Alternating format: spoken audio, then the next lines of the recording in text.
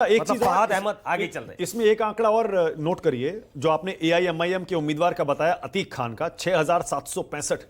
इसका मतलब मुस्लिम समुदाय इंडिया गठबंधन के अलावा एआईएमआईएम को भी सीरियसली लेता है, गंभीरता से लेता है। हालांकि विपक्ष बार बार यह कहता है कि असदुद्दीन ओवैसी बीजेपी की बी टीम है, सब जगह जाकर विपक्ष का वोट काटते हैं। लेकिन अगर मानखुर्द शिवाजी नगर में, मुंबई के आसपास इस सीट में अगर वो समाजवादी पार्टी जो कि इंडिया गठबंधन के समर्थन से लड़ रही है, ये ना भूले हम कि महाराष्ट्र में महाविकास अघाड़ी ने समाजवादी पार्टी के लिए 2 सीटें छोड़ी हैं। जी जी, जी। सपा 9 सीटों पर लड़ रही है, लेकिन 2 सीटें एमवीए ने छोड़ी हैं उनके लिए। उसमें भी ये तो अबू आजमी वाली सीट है, ये उसमें से एक है। उसमें से एक सीट ये। तो अगर अबू आजमी समाजवादी पार्टी के तौर पर ये सीट लीड कर रहे हैं, एआईएमआईएम दूसरे नंबर पर है। यानी विपक्ष का ये नैरेटिव कुछ सीटों में जाकर फेल हो जाता है कि असदुद्दीन ओवैसी बीजेपी की बी टीम है। अनुराग कुछ कहना चाह रहे थे, अनुराग बताइए। जी, मैं इसी सीट पे आता हूँ। इस सीट पे मैं बहुत पास ही रहता हूँ और बहुत नजदीक से मैंने इसको बरसों से स्टडी किया है। स्थिति यह है कि अबू असीम कोई पॉपुलर कैंडिडेट नहीं थे। उनके बारे में कहा जाता है कि वो कोलाबा रहते हैं बिल्कुल साउथ बंबई में और लड़ते बिल्कुल दूसरे सिरे पर हैं। संडे से संडे वो आते हैं वहां अपने चुनाव क्षेत्र में। तो जनता में बहुत गहरी नाराजगी थी। ये नाराजगी का वोट मेरे ख्याल से मलिक नवाब अपनी सीट से शिफ्ट होकर के सिर्फ इसीलिए वहां चले गए थे बगल की सीट पे लड़ने के लिए, अपनी सीट बेटी को छोड़ते हुए, कि अबू असीम तो हार जाएंगे और वो उनके खिलाफ का वोट हमें मिलेगा। वो जो खिलाफ वाला वोट भी है मेजर मुस्लिम चंक में, वो एआईएम तक को जा रहा है, लेकिन एनडीए से समर्थन या उसके आसपास दिख रहे व्यक्ति के पास नहीं जा रहा।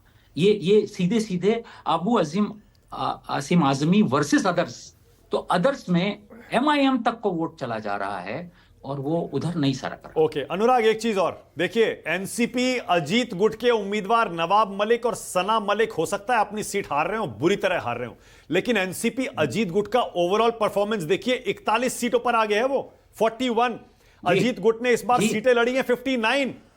ऐसा ना हो स्ट्राइक रेट में अजीत पवार सबको पीछे छोड़ दें। 59 सीटों में से 41 सीटों पर अगर अजीत पवार आगे हैं, इसका मतलब मुझे इसमें आश्चर्य नहीं होगा। मुझे इसमें आश्चर्य बिल्कुल नहीं होगा, कतई आश्चर्य नहीं होगा, क्योंकि अजित पवार नहीं लड़ रहे हैं।